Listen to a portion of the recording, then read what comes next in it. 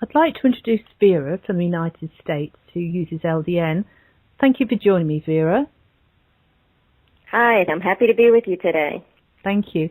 Could you tell us for what conditions you use LDN for?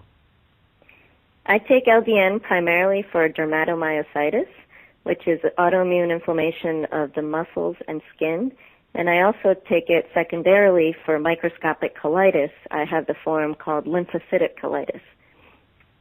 Mm-hmm. And when did you start to experience these problems? My dermatomyositis appeared after the birth of my first child when I was 30 years old. I was breastfeeding and had mastitis several times and had taken several courses of antibiotics. And I developed a rash along my back and hips, my chest area, my upper back, and my face. And I went to see doctors, and they told me that I probably was developing lupus and offered me medications, but I declined them because I was breastfeeding and I didn't want any of the drugs to pass to the baby. So I decided to just monitor the rash and stay out of the sun. And I had the rash for about 10 months, for the entire duration that I breastfed. And then once I weaned him, the rash slowly went away and resolved on its own, which in retrospect I realize is pretty rare to have a spontaneous remission of dermatomyositis. But that was 10 years ago. And then again, so about 6 years after that, I'd had another child. Everything was fine. And suddenly I developed very obvious symptoms of colitis. It was almost overnight. So I went to see a gastroenterologist, had a colonoscopy with biopsies, and they diagnosed lymphocytic colitis, which is an accumulation of lymphocytes in the colonic tissue, but the colonoscopy visually is clean. It looks normal. It doesn't show signs of ulceration or other symptoms that would suggest Crohn's disease. So for that, once again, I declined most of the heavy-duty treatments. I tried Pepto-Bismol, and I was able to find a group that recommended gluten-free, dairy-free, soy-free, and avoiding other foods. And I was able to keep the colitis relatively under control with just a very strict diet. But during that time, even though I was improving with the colitis, in 2012, my dermatomyositis rash started up again. I think it may have been a combination of a stressful period at work and also a major renovation of my house that may have been the triggers. I also lived for a few months in a house that had mold problems in the basement, and perhaps that was one of the triggers to set it off again. But in January of 2012, the rash started appearing again. I had a biopsy done by a dermatologist in April of that year, and I tried to deal with the rash with home remedies and other things, but by later on in the summer, it had gotten much, much worse. It was severe. It was covering 60 to 70% of my body. I was starting to get ulcerations wherever there was any kind of friction, like bra lines or anything, and I was extremely sun-sensitive. So in November, I started Prednisone, and in December, I started Plaquenil, which is hydroxychloroquine, which is used often in lupus and dermatomyositis or for skin conditions. I was taking 40 milligrams of Prednisone at the time, and in about 2 to 3 months, I got the rash under control with those medications. And then it was my turn to start tapering on the Prednisone because it was a high dose and obviously a lot of uncomfortable and dangerous side effects of Prednisone. So I spent several months tapering down the Prednisone, and I got to August of the following year, and I believe I was down to 10 milligrams Prednisone, and my kids developed a 24-hour stomach bug, and I got it too. And my rash came racing back all over again. It was terrible. So that winter, I was frustrated. I didn't want to go way back up on Prednisone again. I didn't know what to do. My doctors wanted me to start either methotrexate or Celcept, and I wasn't comfortable using those drugs. I wasn't comfortable needing a permanent form of birth control because I really didn't want to ever take hormonal birth control again. So I was really delaying. What I didn't mention is that during that time I was using acupuncture, and I was visiting a Chinese medicine doctor, and the acupuncture was helping quite a bit with the prednisone side effects, but it wasn't really helping with the rash. So I started seeing an integrative medicine doctor in my area. His name is Gary Kaplan, and I asked him, I must have been on the internet, but I asked him about LDN, and that's when he said, I think that's a great idea. And of course, it's something that he couldn't recommend to me, I think because it's off-label, but in my asking, suddenly he said most of his patients were on it. And that's where my journey with LDN began. Wow. Could I just ask you, I'm very interested in this rash, and you said when it was severe, it started to ulcerate. Was it an itchy rash? Oh, that's what I didn't mention.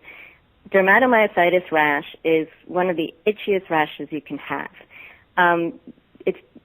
There are several characteristic signs of dermatomyositis rash. One of them is called the heliotrope rash. It causes redness and purple on your eyelids, but it can also cause redness all the way around your eye and swelling around your eyes.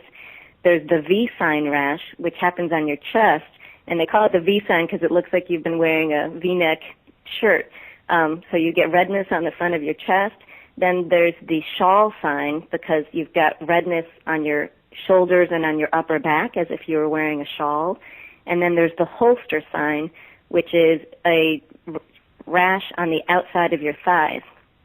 And then there's also something called Gottron's papules, which are little growths or bumps that appear on all your knuckles of your hands. And then the red rash also appears on the knuckles of your hands. And all of these rashes can itch. It's not a guarantee that they will all itch, but for some people, all of them itch. Other people have itching in certain parts. In my case, I had a lot of itching on my scalp, which is very, very typical. That's the other rash I didn't mention, that it appears on your scalp. And it feels like a seborrheic dermatitis, but it can be extreme and excruciating itching of the scalp. I had itching up and down my back. My buttocks were affected, my outer hips. My hands had the rash, but luckily they didn't itch. When I had the rash on my forehead and on my face, that itched a bit. The chest rash itched a bit. But the itch from dermatomyositis can be consuming. It's really horrible. Mm-hmm. And what would happen when you scratched the rash? I mean, did you then make it weep or... It's actually not the kind of rash that it doesn't weep, and it usually doesn't open. It's usually a very red to purple sort of flat rash. I described it as goosebumps on sunburn. That's what it looked like to me. And as it would advance or change, it would start turning purple. They call it violaceous, so it goes from red to purple. For most people, I think they don't get ulcerations, but in my case, because I had to wear a bra, just the friction from that would cause little, erosions and ulcerations of the skin in those areas. And those can get infected, especially when people are on heavy immunosuppressants. So I've seen various cases of people who had a small ulceration, and because they were on methotrexate and other very heavy-duty drugs, it got infected, and they had, really terrible infections and hospitalizations and things like that. So I have to admit that my case of dermatomyositis was very mild compared to a lot of people's. I have what's known as hypomyopathic dermatomyositis, meaning I have very little muscle involvement. What happens primarily in dermatomyositis is that people lose significant muscle function. It attacks the proximal muscles, which are the muscles in your upper thighs and your hip, and then the muscles in your shoulders and upper arms. And it can also attack the muscles in your throat and can affect your ability to swallow. So I always noticed for many years I had very weak shoulders, and I've always had hip problems, but I never associated it with this disease because for many years I didn't know I had it. And even when I knew I had it, my rheumatologist would, do basic strength tests, tell me to push up on his arm, push up on his hand, and tell me that I had adequate strength.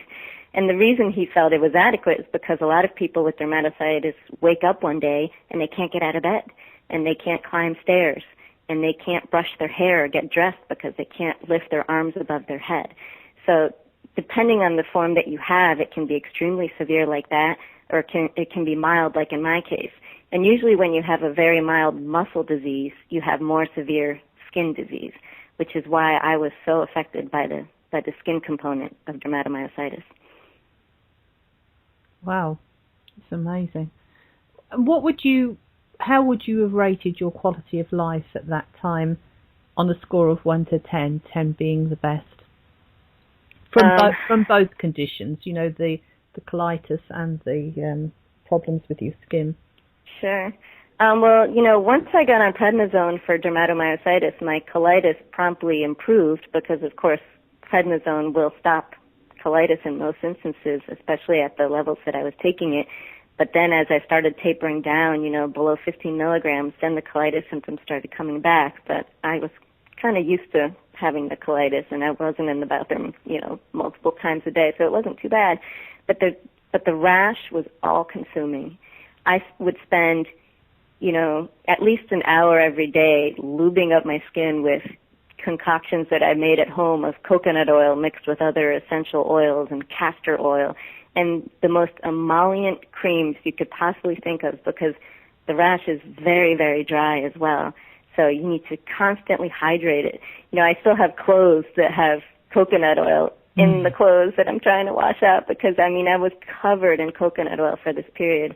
At times I felt almost suicidal. Not that I would have done it, but it was one of those things where you just wanted to jump off a bridge because the rash was driving you crazy.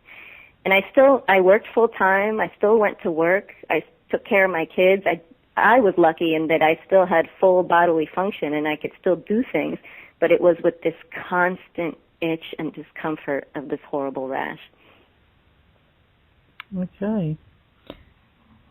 So after all that, I was listening. Did you say what number you thought your quality of life would be?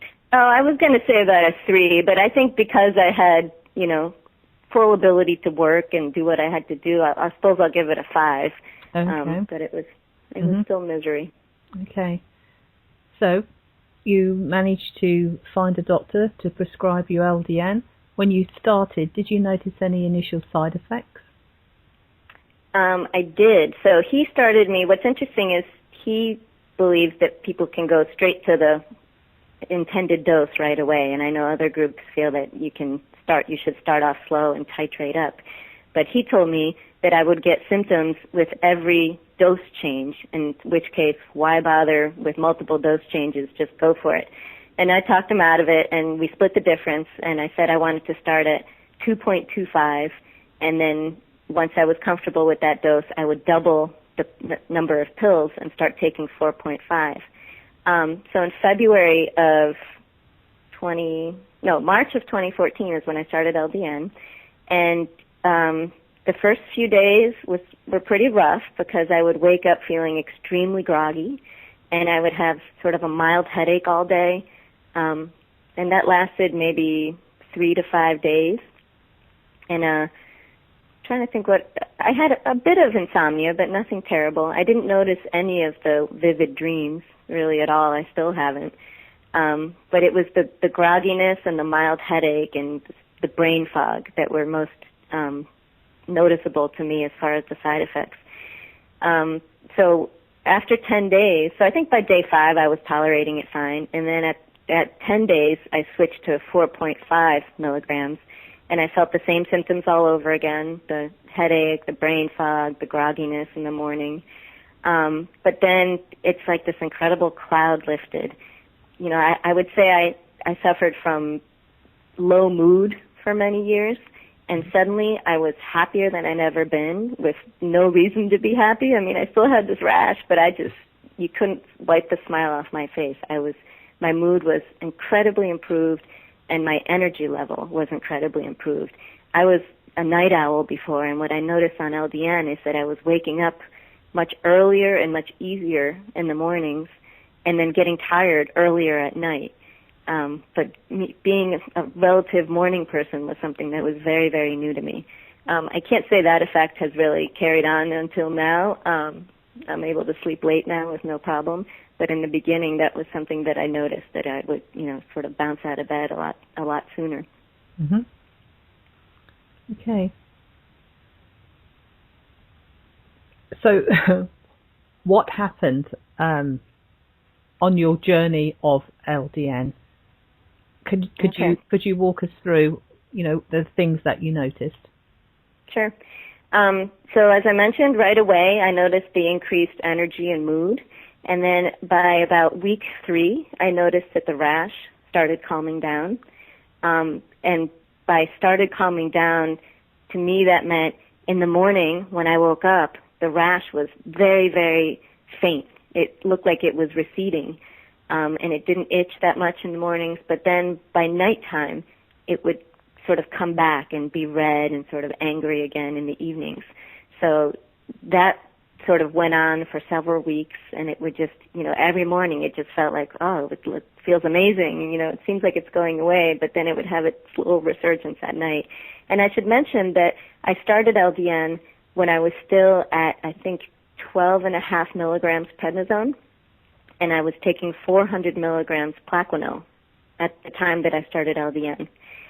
So I was seeing this improvement, and then it really started to happen fast, in the second month. Quite a bit of improvement, and I started tapering my prednisone. And I was able to taper prednisone at a rate faster than my rheumatologist wanted me to. I think he had me tapering, 2.5 milligrams every month, and I started doing it every 2 to 3 weeks.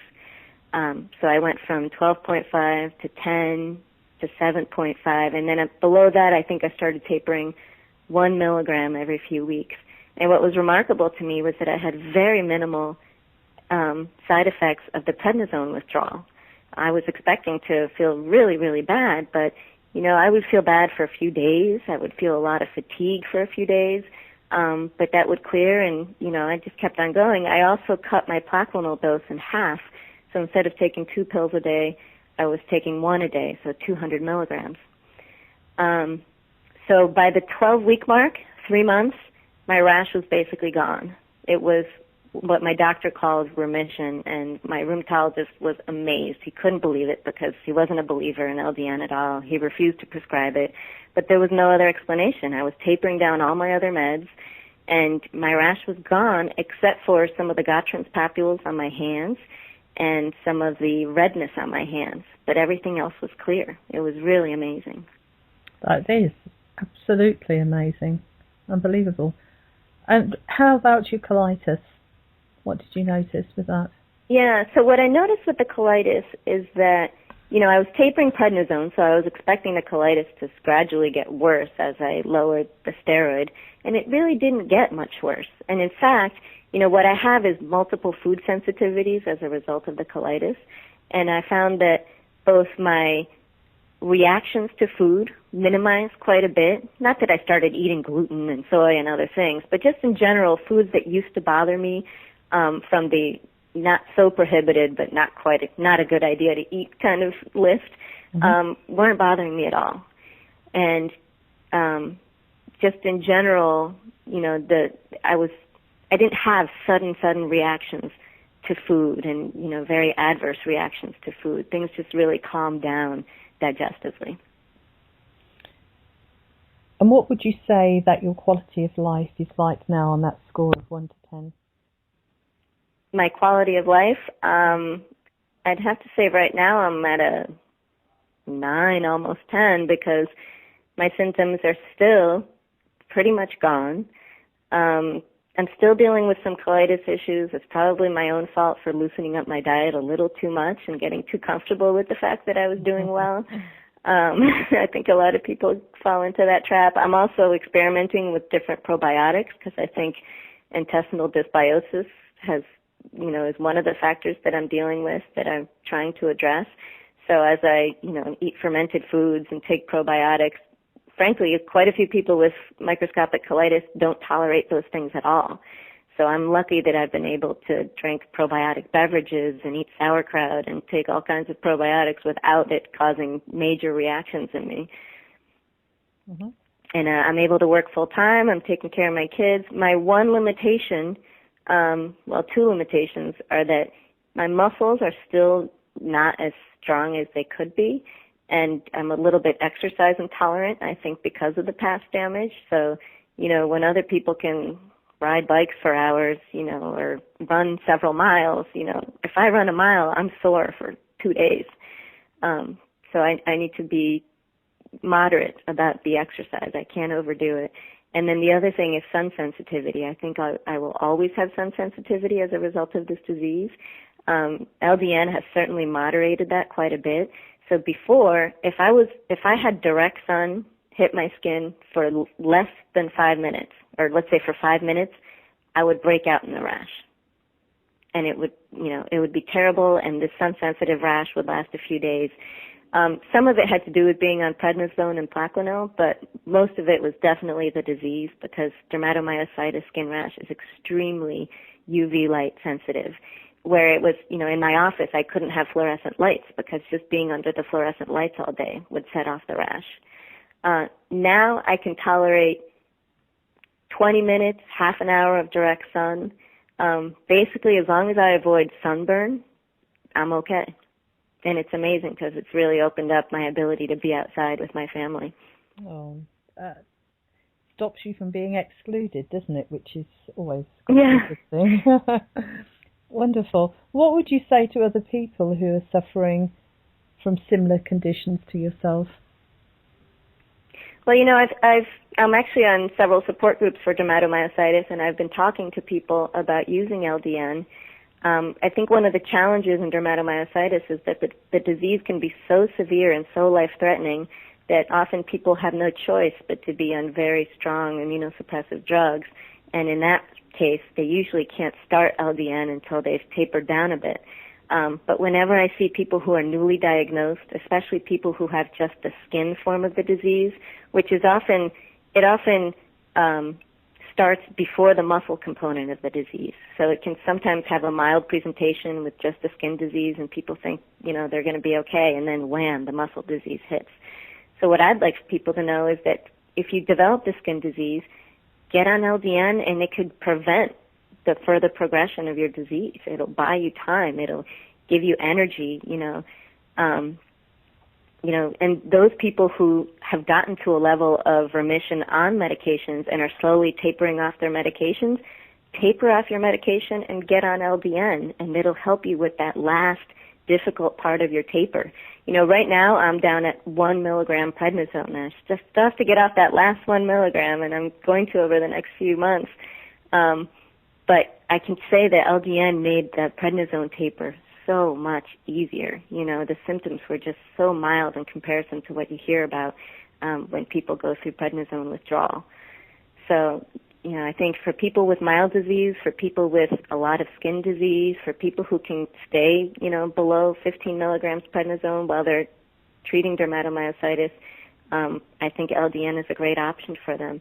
And then as far as microscopic colitis goes, I know quite a few people who are on it, and they report incredible improvement in joint pain, in fatigue, mood, all these side effects that you get from just the fact that you have colitis or whatever autoimmune process is happening in the background.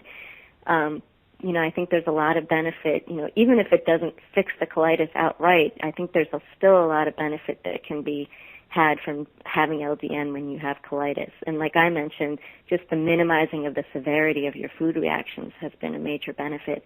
And one thing I forgot to mention, the other condition that I have that I don't think of it as a disease, but it's sort of been with me my whole life.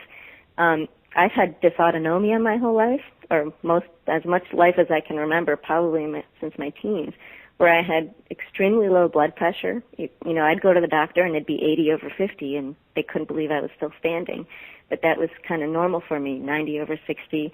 I was constantly hydrating with water and putting incredible amounts of sea salt on my food. My doctor had even prescribed seawater ampules to take when I was really getting more severe symptoms. And I noticed that when my autoimmune disease was flaring, my dysautonomia symptoms would flare too.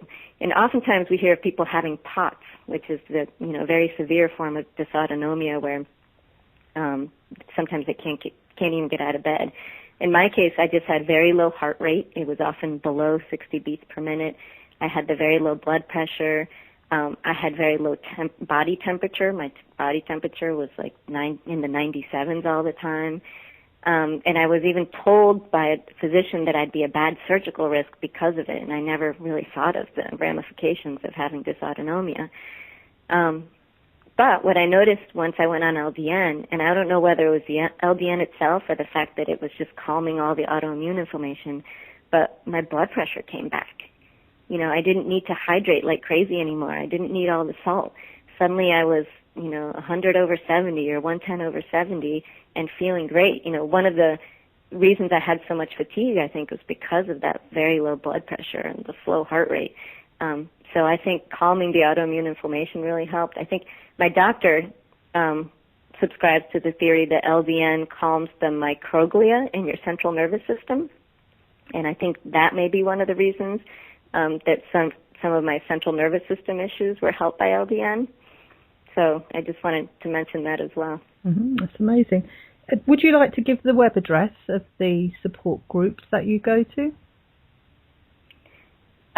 For LDN, I'm on Facebook, and I'm part of the Got Endorphins group, part of the LDN Research Trust group, and also the IBD and LDN chat group.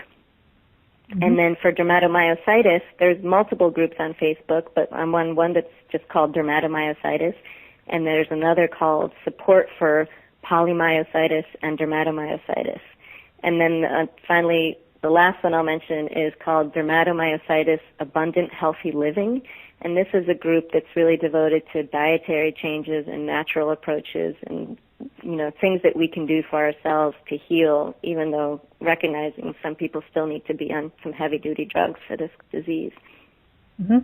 And would you mind if people would like to contact you, if they email me? My email address is Linda, Linda, at ldnrt.org, and then I could forward them on to you. Would you mind that, Vera? No, not at all. I would be happy to talk to folks about my experience. Wonderful. Well, thank you very much. It's been a pleasure speaking to you, and what an inspirational story. Thank you. Okay, thanks. I just wanted to mention, something that I forgot to say earlier in our discussion regarding the skin disease and the treatments that I received for it.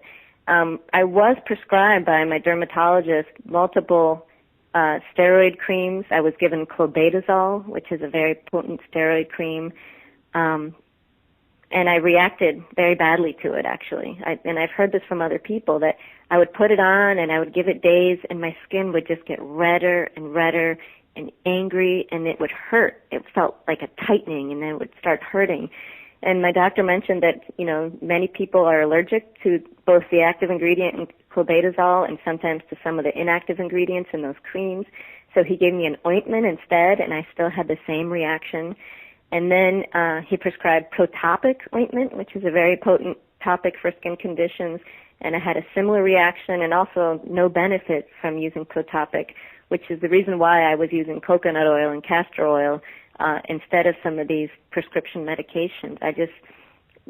Also my rash was so widespread that I would have been putting steroid creams over 70% of my body. It was clear that I had to go a systemic route and not a topical route to try and deal with this.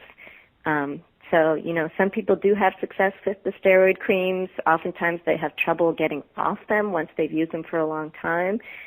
So I'm really thankful that I was able to find a solution in LDN that prevented me from having to use topical creams for, the rest of my life. Thank you.